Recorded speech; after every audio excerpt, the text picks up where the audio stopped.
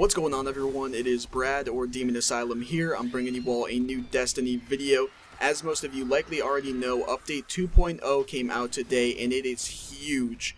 It was like 17 or 18 gigs on Xbox One as well as PlayStation 4, and I believe it's 10 gigs on PS3 and Xbox 360, but I could be wrong.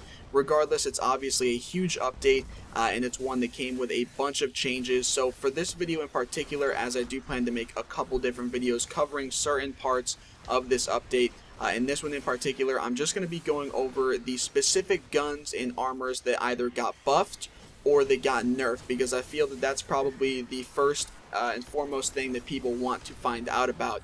So I'm here on the Bungie article that I'll put a link to in this video down in the description below for you guys if you want to check it out for yourself.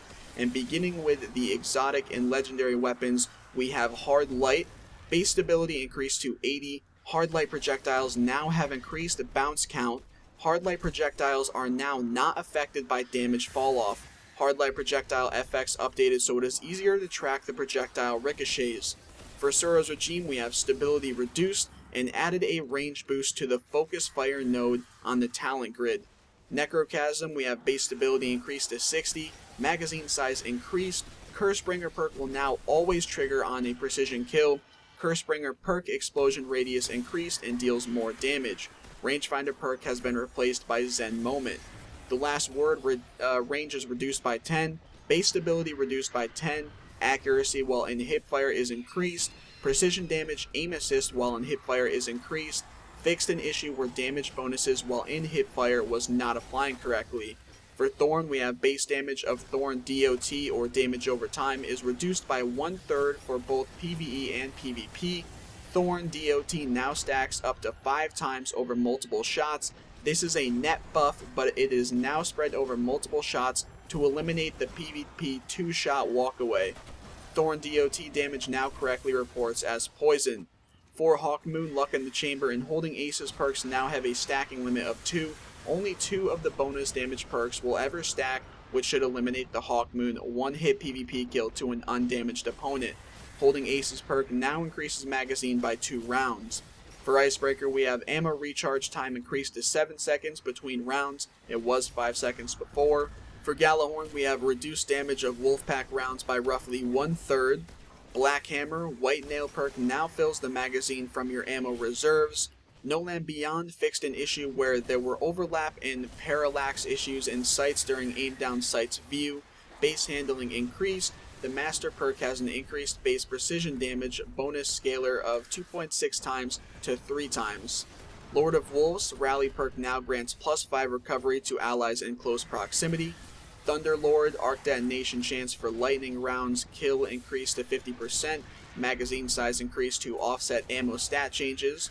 Vex Mythoclast, projectile speed increased to compensate for global fusion rifle changes. Stability increased to compensate for global fusion rifle changes. Universal Remote, base range increased by 20. Monte Carlo, stability increased to compensate for global auto rifle changes.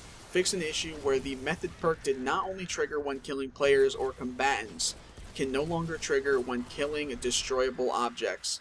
Bad Juju, stability increased to compensate for global pulse rifle changes. Red Death, stability increased to compensate for global pulse rifle changes. Fixed an issue where rate of fire and impact stats were displayed incorrectly. Stat values were not changed, UI display only. Finally, for weapons here, Plan C, range increased to compensate for global fusion rifle changes. Stability increased to compensate for global fusion rifle changes. Now on to just a few pieces of armor here, and they are all exotics. For general, it says many pieces of exotic armor now recolor when a shader is applied, so if you have a shader on, it will now affect your exotic armor pieces, or most of them anyway.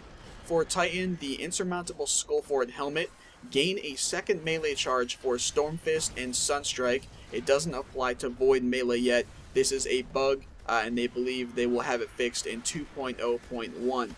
For the Hunter, the Spine of Young Ahamkara, bonus to Trip Mine Grenade duration increased, and gain a second grenade charge for Trip Mine Grenade. Finally, for Warlocks, the Heart of the Praxic Fire chest armor, gain bonus agility when Radiance is active. So I believe that is the list of all of the weapons and armor pieces. They got specific nerfs and buffs along with this update 2.0. I'm not sure if we're going to see any more changes with specific weapons next week when Taken King comes out. We'll just have to wait and see. Keep in mind with all of these weapon changes I just went through that you guys keep in mind many of them were made for the simple reason that there was general nerfs and buffs getting made to that weapon type.